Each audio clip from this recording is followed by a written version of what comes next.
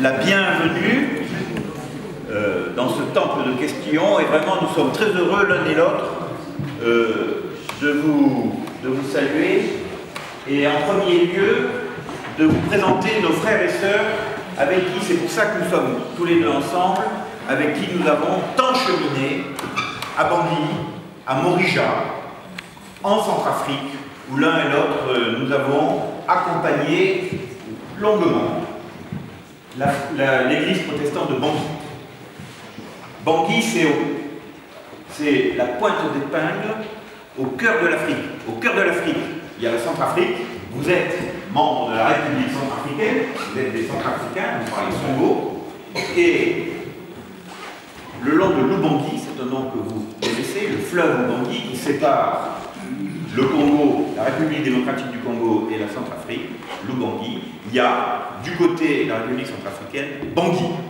Bangui, une très grande ville africaine, capitale de la République centrafricaine. Et nos frères et sœurs, Félicien, Ludovic, Célestine, viennent de Bangui.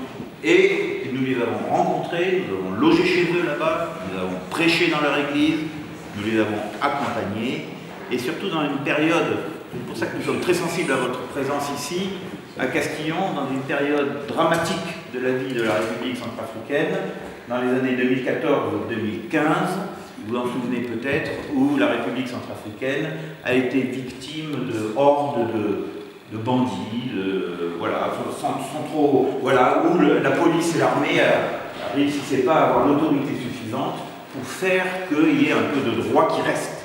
Et nos frères et sœurs ont vécu là, ce temps-là, et nous les avons rencontrés dans l'église protestante, et nous sommes venus leur apporter la solidarité humaine, évangélique, du protestantisme, au sens large. Ici, nous ne sommes pas tous protestants, les choses sont bien comme ça, et nous étions envoyés, Bernard Froissart et moi, par le protestantisme, pour manifester la solidarité à des hommes et des femmes qui vivaient une situation inhumaine. Et voilà que ces hommes et ces femmes que vous avez, qui ont vécu cette situation, maintenant les choses sont différentes, chantaient, s'appelle la chorale des Amis de l'Éternel, chantaient à Bangui, alors que, je ne dis pas les balles sifflaient au-dessus du temple, mais presque, pas loin. En tout cas, vous avez connu des malheurs, frères et sœurs. Vous avez perdu les uns et les autres, vous avez perdu des proches, simplement par criminalité, voilà. Et donc, c'est tout ça. Chanter des cantiques, des chants chrétiens, des chants religieux, être proche dans la solidarité humaine, la proximité du protestantisme, ici nous sommes dans une maison protestante, c'est tout ça qui fait que nous sommes tellement heureux de vous accueillir. Et je le dis vraiment du fond du cœur, vous le savez, l'église protestante de Libourne, ça fait 1 an qu'elle prépare votre arrivée, et combien nous sommes heureux. Vous avez été... Bernard Croissant tout à l'heure vous expliquera comment la chose se passe là-bas, pendant l'entracte, mais vous avez organisé votre venue, et je voudrais vous dire, à vous tous qui connaissez la fondation John Bost, que nous étions toute la journée à la fondation John Bost, avant le concert public, et nous avons été dans 3 pavillons, où nous avons mangé avec les résidents, avec les personnes dépendantes, avec les personnes âgées à la table. Nous étions répartis dans des tables, on discutait avec les résidents, et nous avons chanté dans 3 pavillons. Nous, enfin, Bernard et moi, non. Hein, nos femmes chantent, nous ne chantons pas. Mais la chorale a chanté, et je vous assure que c'était formidable. Et ils ont fait chanter des résidents du pavillon La Famille, des hommes et des femmes, jeunes ou vieux, mais dont la tête ne marche pas, dont le corps ne marche pas.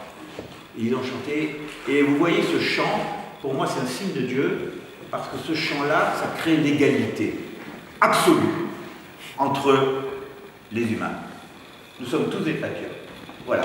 Et je voyais ces personnes qui n'ont pas pu suivre des formations, qui ne peuvent pas aller au travail, qui ne peuvent pas traverser tout seul une rue, eh ben, qui chantaient l'égalité avec Ludovic ou avec Célestine, qui brillent de vigueur et d'intelligence.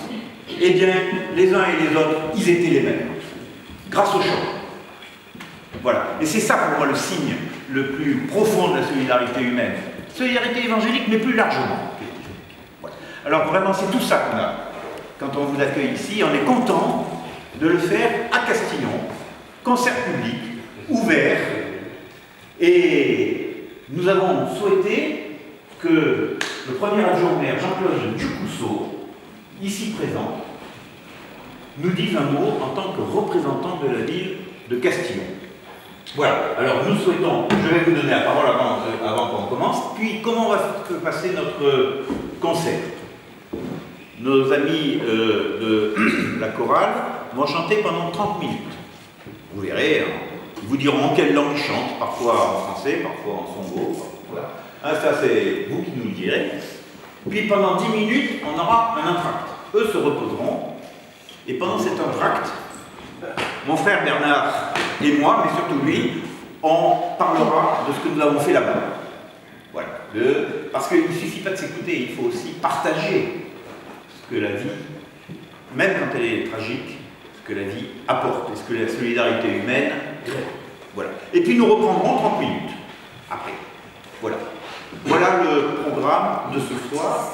Si cela vous va bien, en tout cas, chacun, sentez-vous les bienvenus. Nous sommes heureux de partager ce temps avec vous.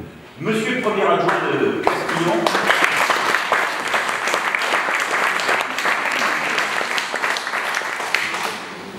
Il y a une demi-heure, je ne connaissais pas le pasteur Verniol.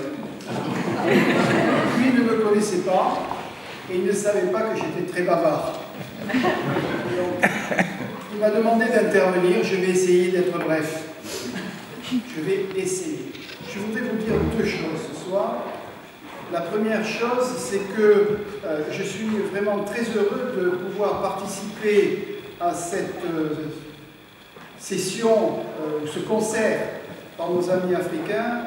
Le hasard de la vie a voulu que je sois très souvent en Afrique et chaque fois que j'étais en Afrique, j'ai eu l'occasion de constater que la tradition musicale africaine était un art sacré. À l'origine, cette tradition sacrée a été transférée à l'homme et la vie est un moment sacré pour l'homme en Afrique, même si l'actualité récente nous a quelquefois prouvé le contraire. Il est évident que cette conception a traversé les siècles